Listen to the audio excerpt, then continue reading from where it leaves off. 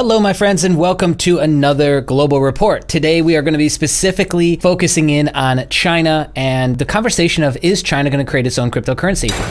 It's really, over the last couple of years, been setting the stage. If you watched the last video, you'll see that China is one of the countries that have been slowly starting to dump US debt, treasury bonds. And while it's also simultaneously increasing its gold holdings and increasing its usage and footprint in the global economy. The Chinese yuan is actually called renminbi, okay? So we're gonna call it RMB for short. So that's what I'm gonna call it from here on out, is the RMB, okay? Which it's been a good year. I caught up on this thread and just some fun facts for you to run with if you just wanna listen to this part of the video and kinda use this as your talking points. In Q2, global banks increased their RMB holdings by 32%.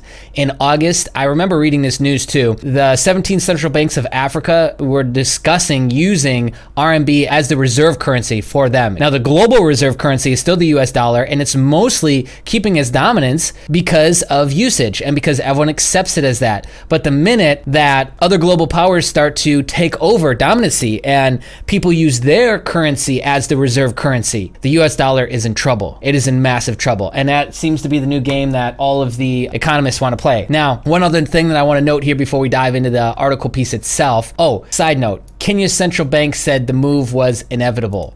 Now, there is a lot of interesting things going on right now with Africa and its debt and loans through China and what China is getting because it has been defaulting on those loans. So China is scooping up more ownership of actual physical territory and property like we all know it's so good at throughout Asia, and now it's moving into Africa. So that's very, very interesting. Now let's look at patents for blockchain technology. So blockchain patents specifically, here are the holders. So Alibaba and People's Bank of China are the two biggest holders, 60 patents. So you can't tell me they haven't been ramping up for this, because they have been. And especially the People's Bank of China, we'll reference this article, is that they are well prepared. And at the time of writing this was in June, 41 patents over the last 12 months. They are moving fast. They are moving very, very, very fast. Now, jury's out on if this is a good thing or a bad thing, meaning does this create more sovereignty within your population and your people or not? Is this a better thing for them or not? Does this lead to more control and more oversight so that way we want everything on Ledger and on blockchain so that we can track it? Or is this actually gonna be a good thing? So anyways, let's dive into this article now. There's a lot of information that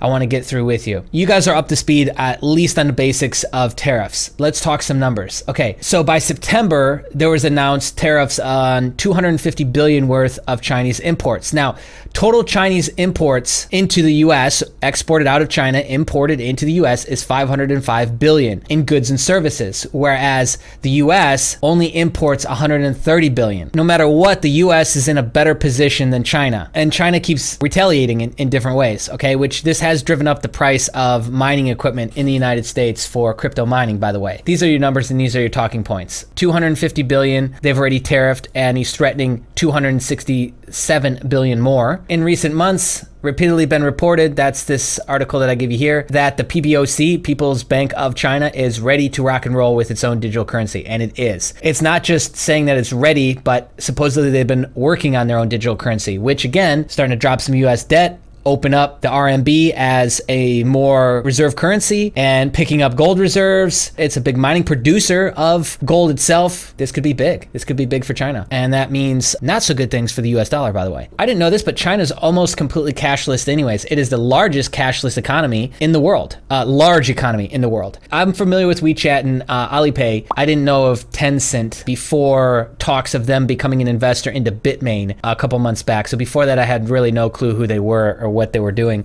but they've got their hands in quite a bit of pies. So already, you know, and another big one throughout Asia is Line, which Line is going to be launching their own cryptocurrency as well. So they're already almost there. In 2017, the US hosted a total of 337 billion in online payments versus 15.7 trillion.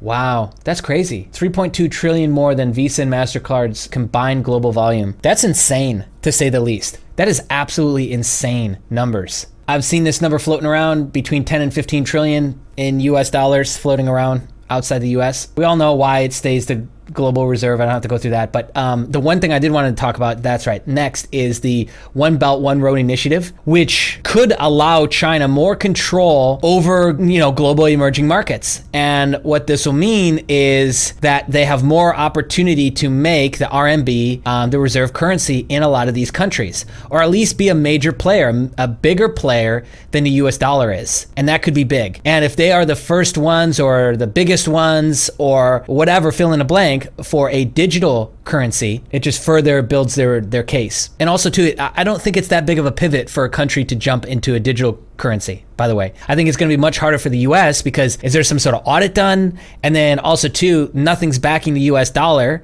which is not true for a lot of other countries, and even China even is more of a gold reserve, an asset-backed currency. So what would the US do? Would they do a full audit? Would this stuff just be kind of swept under the rug? Would nobody really find these things out? Or would it have to be forced to be transparent? And maybe some of the math and some of the numbers don't add up. Is that what's holding back the United States? I don't know. China's digital currency revolution would expedite the accelerating retreat of the US in international trade while serving the Chinese government's key domestic agendas. They want to eradicate poverty by 2020, which, here's something you don't hear about this. How come this is not like a talking point? In the United States, you hear China's bad, China's bad, China's bad all the time. China has lifted 66 million people out of extreme poverty in the last 5 years. Now, if you want to fact check this, feel free. But if this number is true, 66 million out of extreme poverty, that is insane. That is absolutely insane. Eradicating extreme poverty by 2020. So how many people are left? Some 30 million people left living in remote areas, fall below the official poverty line, which is about $360 a year. Wow, that's crazy.